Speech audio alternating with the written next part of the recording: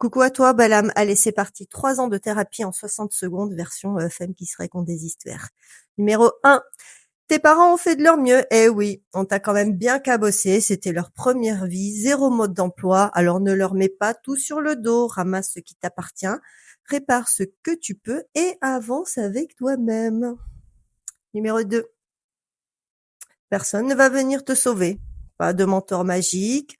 Pas de partenaire providentiel et même Wonder Woman fait ce qu'elle peut. Alors reprends ton pouvoir et commence par mettre de l'ordre dans ton intérieur, au sens propre comme au sens symbolique.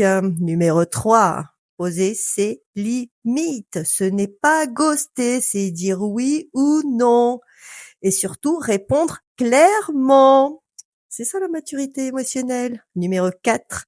Arrête de courir après ceux qui te traitent comme une option. Tu n'es ni un bonus, ni un onglet qu'on ouvre par ennui s'ils ne voient pas ta valeur.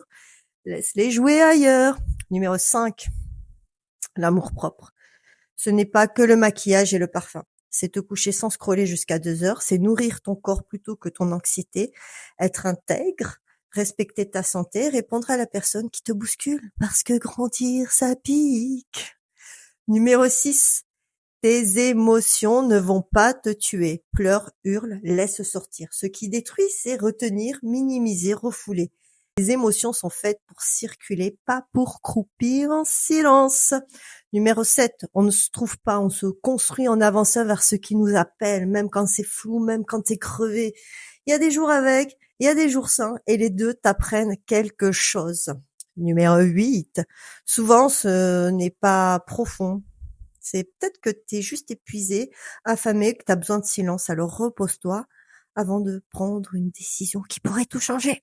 Voilà, je viens de t'éviter plusieurs crises existentielles, une conversation de merde avec tes parents, un chaos émotionnel annoncé. Donc ne me remercie pas, mais abonne-toi.